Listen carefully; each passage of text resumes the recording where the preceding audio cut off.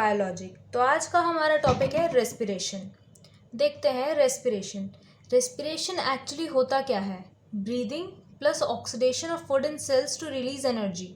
मतलब respiration process में breathing process involve होता है और जो फूड हम लोगों ने एसिमिलेट किया था न्यूट्रिशन वाले पार्ट में, उस वाले फूड को तोड़ के उससे एनर्जी निकालने का प्रोसेस होता है। Opposite to photosynthesis because here food is broken down. हम लोगों ने फोटोसिंथेसिस में क्या देखा था कि फूड जो है वो बनता है वहाँ पे, लेकिन रेस्पिरेशन में क्या होता है, बना हुआ फूड ब्रेक किया जाता है ताकि उसमें से एनर्जी रिलीज कर पाए हम। तो ये हो गया respiration opposite to photosynthesis. Process of releasing energy from food is called respiration. Short definition type हो गया ये। Respiration takes place inside the cells of the body, therefore can called cellular respiration. क्योंकि रेस्पिरेशन जो है वो हमेशा cell के अंदर होगा, इसीलिए उसको हम लोग सेलुलर रेस्पिरेशन भी बोल सकते हैं। Inside mitochondria in the cells, इसका मतलब रेस्पिरेशन कहाँ होता है, सेल्स के अंदर। और सेल्स के अंदर में कहाँ पे, माइटोकॉन्ड्रिया में। माइटोकॉन्ड्रिया एक सेल ऑर्गेनेली है। जैसे हम लोग उन्होंने फोटोसिंथेसिस में देखा था, सेल के अंदर क्या होता है, क्लोरोप्लास्ट, और क्लोरोप्लास्ट के अंदर क्या होता है, क्लोरोफिल। वैसे ही हमारे सेल के अंदर क्या होता है, माइटोकॉन्ड्रिया, जिसके अंदर होता है रेस्पिरेशन। माइटोकॉन्ड्रिया प्लांट सेल और एनिमल सेल दोनों में ही होता है। ये देखो इस डायग्राम में क्या दिख रहा है, एक सेल है, फिर उसके अंदर बहुत सारी ऑर्गेनेलीज है, तो उसमें से एक ऑर्गेनेली क्या है, माइटोकॉन्ड्रिया। यही माइटोकॉन्ड्रिया है जिसके अंदर एरोबिक रेस्पिरेशन होता है। यहाँ पे ये प्रोसेस देख लेते हैं। Food plus oxygen gives CO2 plus water plus energy. Food जो है वो फ्यूल की तरह काम करता है हमारी बॉडी के लिए, और ऑक्सीजन जो है ये हम एयर से लेते हैं। हम या प्लांट्स, एनिमल्स या प्लांट्स दोनों ही ऑक्सीजन एयर से ऑब्टेन करेंगे, और ये दोनों जब रिएक्ट करते हैं तो बनता क्या है, CO2 plus water plus energy. CO2 और वाटर तो एज अ वेस्ट प्रोडक्ट या फिर एज अ बाय प्रोडक्ट बनता है, लेकिन एनर्जी है, यही तो चाहिए हमको, ये एनर्जी ही तो चाहिए जिस वजह से हम लोग रेस्पिरेशन करते हैं। और ये एनर्जी जो है ये हाई अमाउंट में निकलनी चाहिए, तभी रेस्पिरेशन का कोई मतलब हुआ। देखा जाए तो CO2 और वाटर में waste product, true waste product तो सिर्फ CO2 हुआ, क्योंकि वाटर है वो तो यूज़फुल हुआ ना, हमारी बॉडी एब्जॉर्ब कर लेती है जो भी वाटर निकलता है। तो देखा जाए तो in the true sense CO2 is only the waste product which is produced in respiration. लेकिन कहने के लिए हम लोग CO2 और वाटर दोनों को ही बाय प्रोडक्ट या वेस्ट प्रोडक्ट बोल देते हैं। Next, assimilated food is used as a fuel for energy and as a material for growth and repair of the body। मतलब जो फूड हम एसिमिलेट करते हैं या एब्जॉर्ब करते हैं उसको बॉडी फ्यूल की तरह यूज़ करता है, क्या निकालने के लिए, एनर्जी, और as a material for growth and repair of body. तो फूड के काम हो गए, फूड जो है वो एनर्जी निकालने के लिए फ्यूल की तरह भी काम करता है, वो हमारे बॉडी के सेल्स को रिपेयर करने में भी हेल्प करता है और हमारे बॉडी के ग्रोथ के लिए भी यूज़ आता है। Most of the organisms need oxygen of air to make energy from food. O2 react with food like glucose and releases energy which is stored in ATP molecules in cells. This ATP is used as and when required। मतलब most of the organisms को oxygen चाहिए रहता है respiration करने के लिए या फिर मेक एनर्जी फ्रॉम फूड। और ऑक्सीजन जो है वो रिएक्ट करता है फूड के साथ, और फूड में हम लोग ग्लूकोज का एग्जांपल ले सकते हैं क्योंकि मोस्ट कॉमनली ग्लूकोज यूज़ होता है। तो oxygen react with food like glucose and releases energy which is stored in ATP molecules in cells. मतलब जो एनर्जी निकलती है फूड के साथ रिएक्ट करके वो सारी की सारी यूज़ नहीं की जाती है, कुछ एनर्जी स्टोर कर ली जाती है, किस फॉर्म में, ATP मॉलिक्यूल्स के फॉर्म में इनसाइड द सेल्स।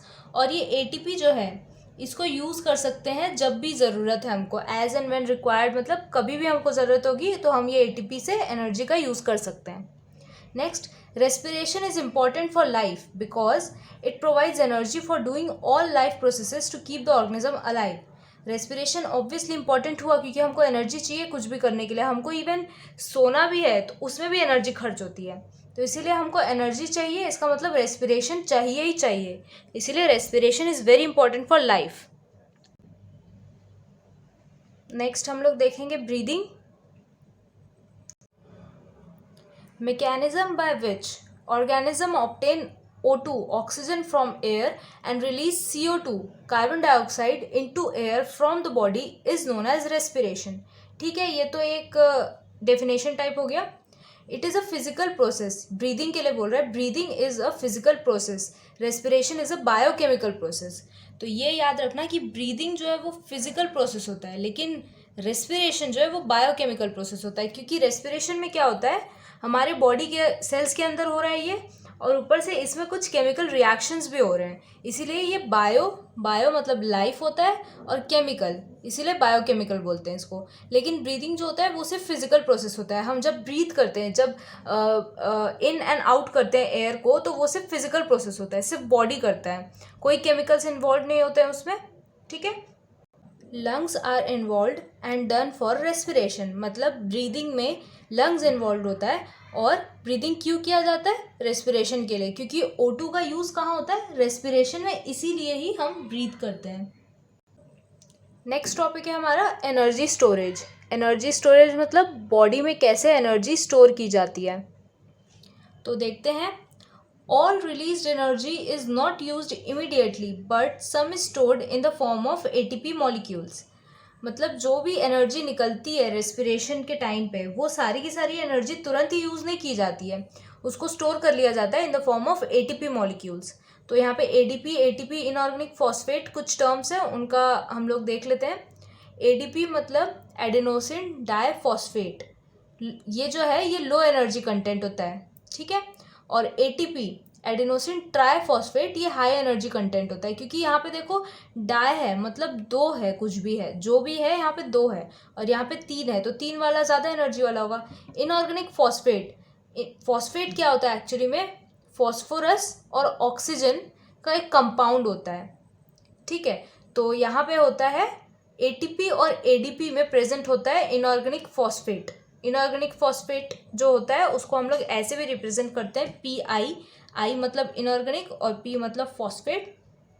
तो अगर यहाँ पे ऊपर में देखें हम लोग, तो ADP मतलब एडेनोसिन डाइफॉस्फेट, मतलब दो इनऑर्गेनिक फॉस्फोरस, और ATP में एडेनोसिन ट्राइफॉस्फेट मतलब तीन इनऑर्गेनिक फॉस्फोरस. इसीलिए ये जो है ADP जो है ये लो एनर्जी कंटेंट होता है, और ATP हाई एनर्जी कंटेंट होता है. ठीक है, ये याद रखना. अब नेक्स्ट देखते हैं हम लोग किससे क्या बनता है. जब हम लोग रेस्पिरेशन करते हैं, तो रेस्पिरेशन में क्या होता है कि ATP बनाया जाता है, क्योंकि जो एनर्जी जो भी निकलती है वो स्टोर भी तो करना है, क्योंकि सारी एनर्जी इमीडिएटली तो यूज़ नहीं की जाएगी. इसीलिए जो ATP है, ADP एडेनोसिन डाइफॉस्फेट जो है, उसको इनऑर्गेनिक फॉस्फेट PI के साथ अटैच करते हैं, प्लस कुछ एनर्जी हम लोग प्रोवाइड करते हैं, which is release in respiration. Respiration process में जो भी एनर्जी रिलीज हुई है सारी यूज़ नहीं होगी, जो एक्स्ट्रा एनर्जी होगी उसको यहाँ पे डाल देंगे, और इन तीनों को मिला के क्या बनेगा फिर, ATP जो होगा वो स्टोर किया जाएगा सेल्स के अंदर, ताकि लेटर हम यूज़ कर सके जब भी ज़रूरत हो. सेकेंड हम लोग देखते हैं, ये तो हो गया ATP कैसे बनता है. अब हम लोग देखेंगे कि ATP तो बन गया, लेकिन बाद में हमको अब ATP से एनर्जी भी चाहिए, तो बाद में एनर्जी कैसे लाए हम लोग ATP से, वो वाला देखेंगे. कि ATP जो है, जो ऑलरेडी स्टोर्ड है सेल्स के अंदर, उसको वाटर के साथ कंबाइन करेंगे.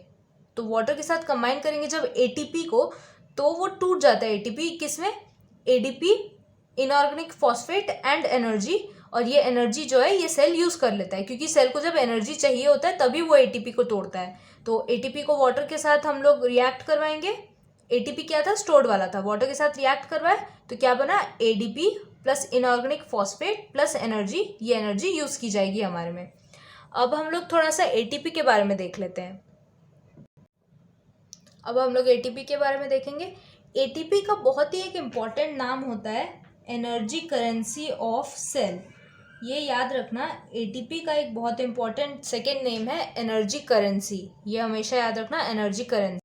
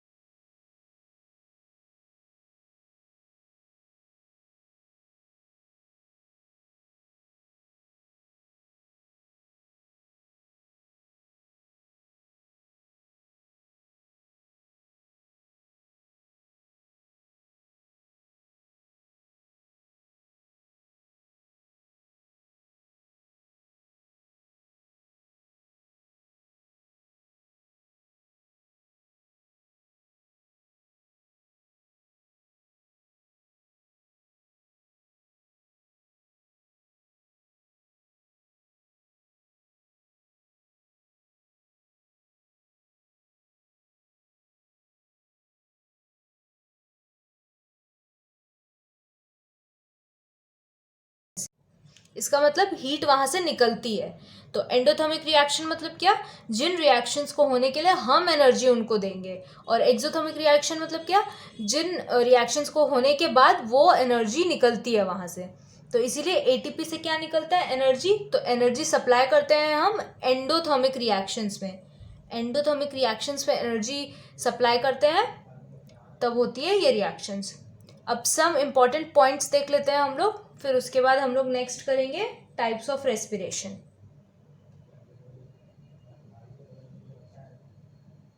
सम points to keep in mind में पहला है ग्लूकोज। ग्लूकोज जो होता है इसका फॉर्मूला याद रखने ला, ये इंपॉर्टेंट होता है। ग्लूकोज का फॉर्मूला याद रख लेना, C6H12O6। It has 6 carbon atoms, दिख ही रहा है हमको, C के आगे 6 लिखा है, इसका मतलब कार्बन के 6 एटम्स है।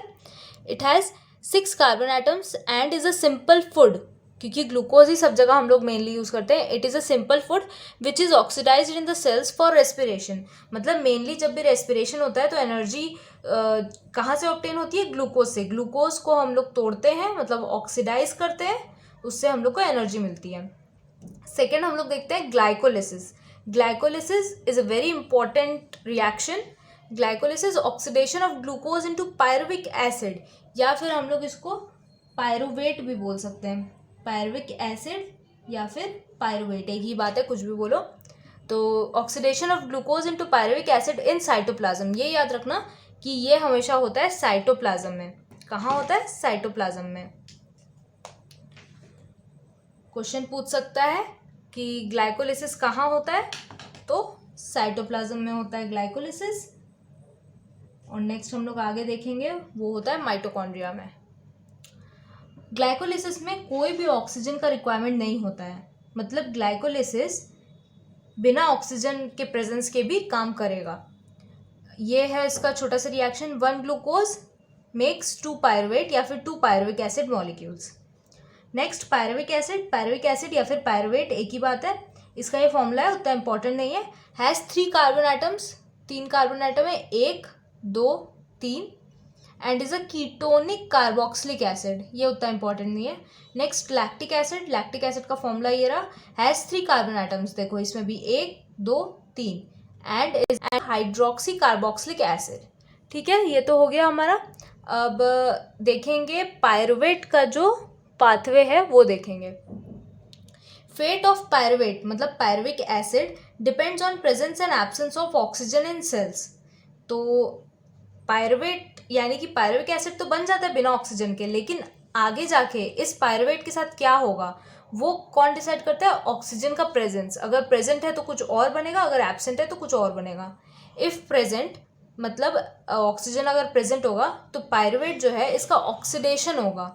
ऑक्सीजन प्रेजेंस है तो ऑक्सीडेशन होगा, और क्या बनेगा, CO2 H2O एंड एनर्जी, जो हम लोगों ने चैप्टर के स्टार्ट में देखा था वो CO2 H2O एंड एनर्जी। इसमें हाई एनर्जी रिलीज होता है, मतलब ये जो एनर्जी है ये थोड़ा हाई होता है, मतलब ज़्यादा एनर्जी मिलती है इसमें।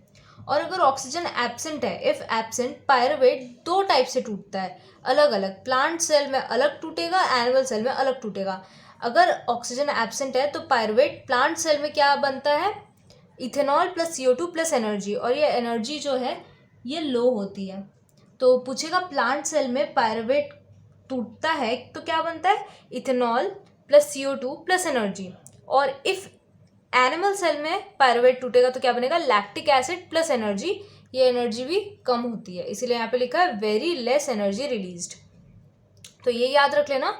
वैसे ये एरोबिक कंडीशन दिखा रहा है, ये एनएरोबिक कंडीशन दिखा रहा है। एरोबिक मतलब ऑक्सीजन प्रेजेंट, एनएरोबिक मतलब ऑक्सीजन एब्सेंट। तो एनएरोबिक के 2 केस होते हैं, plant cell, animal cell. Plant cell में पायरुवेट टूट के बनता है ethanol CO2 plus energy which is very low, and animal cell में पायरुवेट टूट के बनता है lactic acid and energy which is also very low. Aerobic condition में पायरुवेट का ऑक्सीडेशन होता है और वो टूटता है CO2 plus H2O plus energy which is high in amount. अब ये हो गया हमारा। अब हम देखेंगे टाइप्स ऑफ रेस्पिरेशन। ये है हमारा types of respiration. Types of respiration में एक होता है एरोबिक, एक होता है एनएरोबिक। एरोबिक मतलब प्रेजेंस ऑफ ऑक्सीजन, एनएरोबिक मतलब एब्सेंस ऑफ ऑक्सीजन। एनएरोबिक के दो केसेस होते हैं, अल्कोहल फर्मेंटेशन यानी प्लांट्स में, और लैक्टिक एसिड फर्मेंटेशन यानी कि एनिमल्स में। हम लोगों ने देखा था पीछे, एनिमल सेल्स में बन रहा था लैक्टिक एसिड प्लस एनर्जी, और प्लांट सेल्स में बन रहा था alcohol plus CO2 plus energy. ठीक है, पहले हम लोग देखेंगे एरोबिक रेस्पिरेशन, फिर नेक्स्ट देखेंगे एनारोबिक रेस्पिरेशन। एरोबिक रेस्पिरेशन में glucose completely broken down into CO2 plus H2O plus high energy by oxidation which is stored in the form of ATP। Aerobic respiration में एक तो ऑक्सीजन का presence होता है और ग्लूकोज जो है उसको completely तोड़ दिया जाता है CO2 carbon dioxide H2O water plus high energy which is stored in the form of ATP by oxidation. ये रिएक्शन देख लेते हैं हम लोग। Glucose on glycolysis in cytoplasm gives pyruvate 2 molecules, and pyruvate on oxidation in the presence of oxygen inside mitochondria by undergoing Krebs cycle gives 6 CO2 plus 6 H2O plus 38 ATP which is energy। और यहाँ पे 38 ATP बन रहा है, मतलब ये बहुत high amount of energy release करता है। तो ये देखो, ग्लूकोज का एक मॉलिक्यूल था, वो हुआ ग्लाइकोलिसिस। ग्लाइकोलिसिस कहाँ होता है? साइटोप्लाज्म में। उससे बना पायरुवेट। पायरुवेट कितने बने? 2 मॉलिक्यूल्स, 2 पायरुवेट। फिर जो पायरुवेट था वो माइटोकॉन्ड्रिया के अंदर जाके ऑक्सीडेशन हुआ उसका in the presence of oxygen. और वो किस प्रोसेस से होके बनता है? क्रेब्स साइकिल एक प्रोसेस होता है, अभी तुम लोगों के काम का नहीं है वो, बस नाम जान लो, नाम बस आ सकता है कि पायरुवेट जो है वो अगर ऑक्सीडेशन होता है उसका तो वो किस प्रोसेस से होके जाता है, तो वो होगा क्रेब्स साइकिल इनसाइड माइटोकॉन्ड्रिया। और जब टूटता है तो बनता है 6 CO2 में, 6 H2O में plus 38 ATP which is very high amount of energy. अब माइटोकॉन्ड्रिया देखते हैं। Mitochondria, pyruvate is broken down into CO2 plus H2O and energy, therefore mitochondria is known as site of aerobic respiration। तो ये important है कि mitochondria जो होता है वो साइट ऑफ एरोबिक रेस्पिरेशन होता है। मतलब अगर क्वेश्चन में पूछ दिया कि कहाँ है वो जगह जहाँ पे एरोबिक रेस्पिरेशन होता है, तो तुम लोग क्या आंसर दोगे? Mitochondria. Mitochondria is the site of aerobic respiration, क्योंकि माइटोकॉन्ड्रिया में पायरुवेट का ऑक्सीडेशन होता है और वो टूटता है CO2 H2O एंड एनर्जी में। Most organisms do aerobic respiration and can not live without oxygen. Obviously अगर ऑर्गेनिज्म एरोबिक रेस्पिरेशन कर रहा है तो उसको ऑक्सीजन चाहिए, किस चीज़ के लिए? रेस्पिरेशन के लिए। तो इसीलिए it can not live without oxygen. Examples है humans, dogs, cats, lands, cow, bird, snake, fish, insect etcetera etcetera and plants, क्योंकि इन सब ऑर्गेनिजम्स को हवा चाहिए। जो भी हम नॉर्मली देखते हैं हमारे आसपास में, उनको हवा चाहिए होता है, इसका मतलब ऑक्सीजन चाहिए होता है। प्लांट्स भी होते हैं उनमें, ऐसा नहीं है कि प्लांट्स सिर्फ ऑक्सीजन रिलीज करते हैं, प्लांट्स ऑक्सीजन कंज्यूम भी करते हैं, लेकिन थोड़े कम अमाउंट में, क्योंकि उनको भी तो एनर्जी चाहिए, उनका भी एनर्जी इंटेक होता है, एनर्जी यूजेज होता है, तो वो कहाँ से आएगा? वो लोग भी ऑक्सीजन यूज़ करते हैं और रेस्पिरेशन करते हैं, लेकिन हमसे कम। तो ये हो गया हमारा एरोबिक रेस्पिरेशन। नेक्स्ट हमारा एनारोबिक रेस्पिरेशन। ये आ गया हमारा एनारोबिक रेस्पिरेशन। एनारोबिक रेस्पिरेशन कहाँ होता है? एनारोबिक रेस्पिरेशन होता है साइटोप्लाज्म में। ये याद रखना कि एनारोबिक रेस्पिरेशन कहाँ होता है? साइटोप्लाज्म में। वही हम लोगों ने पिछले टाइम देखा था। एरोबिक रेस्पिरेशन कहाँ होता है? माइटोकॉन्ड्रिया में। हमेशा याद रखना, mitochondria is the site of aerobic respiration and cytoplasm is the site of anaerobic respiration. Anaerobic respiration दो टाइप के, अल्कोहल फर्मेंटेशन और लैक्टिक एसिड फर्मेंटेशन। पहले देखते हैं अल्कोहल फर्मेंटेशन। अल्कोहल फर्मेंटेशन किन में होता है? प्लांट्स में होता है। ठीक है। Anaerobic respiration in plants like yeast and some bacteria, not in all bacteria but some bacteria. Much less energy is produced which is stored as ATP। हम लोगों ने पहले क्या देखा था? 38 ATP प्रोड्यूस हो रहा है एरोबिक रेस्पिरेशन में। यहाँ पे हम लोग देखेंगे सिर्फ 2 ही ATP प्रोड्यूस हो रहा है। इसका मतलब क्या? Very less amount of energy is produced. ये हो गया रिएक्शन। देख लेते हैं। 1 molecule of glucose undergoes glycolysis in cytoplasm and makes 2 pyruvate या फिर pyruvic acid molecules, 2 molecules. Pyruvate undergo fermentation in the absence of oxygen. जब ऑक्सीजन नहीं है तो फर्मेंटेशन हो रहा है. ये किसका एग्जाम्पल है? यीस्ट का. तो क्या बनाता है? Alcohol, CO2 plus ATP. तो ये अल्कोहल कौन सा बना? इथेनॉल बना. कितना molecules? 2 molecules. 2 molecules ethanol, alcohol, plus 2 molecules CO2 carbon dioxide, plus 2 ATP. Energy है जो कि, लेकिन सिर्फ 2 ही बना. इसका मतलब बहुत ही कम अमाउंट पे एनर्जी रिलीज होता है यहाँ पे. Organisms doing anaerobic respiration can live without oxygen. हाँ, वो तो हम ये देख ही सकते हैं, क्योंकि जो एनारोबिक रेस्पिरेशन करेंगे उनको यहाँ पे कहीं पे भी ऑक्सीजन की ज़रूरत नहीं पड़ेगी. ये वाला स्टेप क्या हुआ? ऑक्सीजन के एब्सेंस में हुआ, इसीलिए they can live without oxygen. We can say all cells do not use oxygen to produce energy. हाँ, हम लोग बोल सकते हैं, क्योंकि हम लोग देख ही रहे हैं यहाँ पे एनारोबिक रेस्पिरेशन का ऑप्शन है यहाँ पे, इसलिए all the cells do not use oxygen to produce energy. अब हम लोग देखेंगे second type of anaerobic respiration, lactic acid fermentation. ये लैक्टिक एसिड फर्मेंटेशन जो है ये होता है एनिमल सेल्स में. एनिमल सेल्स में होता है ये. तो lactic acid fermentation, anaerobic respiration in animal muscle tissue during vigorous physical exercise when oxygen gets used up faster than supplied by blood.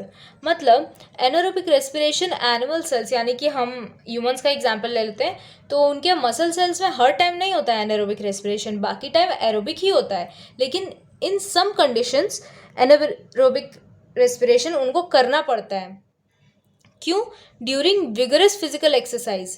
मतलब हम बहुत ज़्यादा लॉन्ग डिस्टेंस रनिंग कर लेंगे या फिर बहुत ही हैवी एक्सरसाइजिंग कर लेंगे, कुछ भी कर लेंगे, तो हमारे मसल्स के पास जो ब्लड सप्लाई करता है ऑक्सीजन, वो उतनी तेज़ी से नहीं कर पाएगा जितनी तेज़ी से यूज़ हो रहा है. इसीलिए यहाँ पे लिख रहा है during vigorous physical exercise when oxygen gets used up faster than supplied by blood. मतलब ब्लड जो ऑक्सीजन सप्लाई कर रहा है उससे फास्टर यूज़ कर रहे हैं हम, इसीलिए वो ब्लड के ऊपर डिपेंडेंट नहीं रह सकता है कि ब्लड आएगा, ऑक्सीजन देगा, तब हम एनर्जी निकालेंगे, क्योंकि एक्सरसाइज तो चल ही रहा है, मसल का काम तो चल ही रहा है, वो रोक नहीं सकता है. इसीलिए वो क्या करता है? एनारोबिक रेस्पिरेशन का सहारा ले लेता है और वो खुद से एनर्जी बनाने लग जाता है. भले ही वो बहुत कम होता है, लेकिन 0 से तो अच्छा है कि 2 ATP बन रहा है, इसीलिए much less energy is released. ठीक है, ये हो गया इसका reaction. Glucose 1 molecule undergoes glycolysis in cytoplasm, makes 2 pyruvate या फिर पायरुविक एसिड, मतलब 2 मॉलिक्यूल्स ऑफ पायरुवेट या फिर pyruvic acid in the absence of oxygen. ये एग्जाम्पल है मसल टिश्यू का. गिव्स 2 लैक्टिक एसिड, यानी कि 2 molecules of lactic acid plus 2 ATP which is energy. हम लोगों ने ऊपर भी देखा था 2 मॉलिक्यूल ऑफ अल्कोहल बना था इथेनॉल, यहाँ पे भी 2 मॉलिक्यूल ऑफ लैक्टिक एसिड बना है. ऊपर में भी 2 ATP बना था, यहाँ पे भी 2 ATP बना है. Next, sudden buildup of lactic acid in muscles can cause muscular cramps. ये तो सबने एक्सपीरियंस किया होगा, जब हम स्कूल में हमारा जब स्पोर्ट्स इवेंट होता था या फिर कोई कॉम्पिटिशन होता था जिसमें लेना ज़रूरी है, तो उसमें हम लोग क्या अचानक से, जो लोग एक्सरसाइज करने वाले बच्चे नहीं हैं वो लोग को अचानक से 100 मीटर 200 मीटर की रेस दौड़नी पड़ती थी. तो उस दिन कुछ नहीं पता चलता है, उस दिन से वैसी थकान हो जाती है या फिर नहीं भी होती है किसी किसी को. नेक्स्ट डे जब हम उठते हैं सुबह, तब हमको पता चलता है कि हमारे पैरों की क्या हालत है. तो वो जो दर्द होता है वो क्या होता है? वो इसी लैक्टिक एसिड की वजह से ही होता है. ये लैक्टिक एसिड जो है ये हमारे मसल सेल्स के अंदर बन के जमा हो जाता है, क्योंकि मसल सेल्स को करनी पड़ती है एनारोबिक रेस्पिरेशन, क्योंकि ब्लड उतनी तेज़ी से ऑक्सीजन नहीं सप्लाई कर पाता है जितनी तेज़ी से हमारी बॉडी को चाहिए होता है. इसीलिए sudden buildup of lactic acid in muscles can cause muscular cramps. जब हम दौड़ते हैं तब कभी कभार अचानक से क्रैम्प्स आ जाता है, मतलब मसल जो है वो कॉन्ट्रैक्ट होकर रह जाता है और बहुत ही तेज़ दर्द होता है. वो किस वजह से होता है? इसी लैक्टिक एसिड की वजह से वो भी होता है. लैक्टिक एसिड फर्मेंटेशन के लिए लिखा है provide some extra energy during heavy work like fast running, long distance running etcetera. Cramps can be relieved by hot water bath और a massage because it increases the oxygen blood flow. अगर हमको cramp आ गया कहीं पे, तो उसका यही इलाज है कि उसको हॉट वाटर से सेकाई कर दो, या फिर वहाँ पे थोड़ा मसाज कर लो अपने ही हाथों से, या थोड़ा मसाज करवा लो. उससे क्या होता है? ब्लड फ्लो इंक्रीज हो जाता है. तो ब्लड फ्लो अगर अच्छा हो जाएगा तो फिर ऑक्सीजन फ्लो भी अच्छा हो जाएगा, तो ऑक्सीजन मिल जाएगा सेल को, तो धीरे धीरे वो एरोबिक रेस्पिरेशन करके लैक्टिक एसिड को वो हटाते जाता है. लाइक अ वेस्ट प्रोडक्ट, वो उसको हटाते जाते हैं। एग्जाम्पल्स, ह्यूमंस में भी हम लोग मसल सेल लिखेंगे क्योंकि ऐसे बाकी टाइम तो नहीं होता है। मसल सेल्स, लायन, टाइगर, चीता, डियर, इन सब के मसल सेल्स में भी होता है। मतलब ये मत सोचना कि ये लोग अगर फास्ट रनिंग कर पाते हैं तो इसका मतलब ये नहीं है कि इनको क्रैम्प्स नहीं होते हैं, इनके में लैक्टिक एसिड जमा नहीं होता है सेल्स में, या फिर इनके में एनारोबिक रेस्पिरेशन नहीं होगा, ऐसा कुछ नहीं है। जब ये लोग भी अपने लिमिट से ज़्यादा तेज़ दौड़ते हैं तब इनके भी लेग के मसल्स में लैक्टिक एसिड जमा हो जाता है। ठीक है, तो आज का तो टॉपिक यहाँ ख़त्म हुआ। टाइप्स ऑफ रेस्पिरेशन तक कर लिया है हम लोगों ने। बाकी नेक्स्ट हम लोग कल करेंगे respiration in plants and respiration in animals.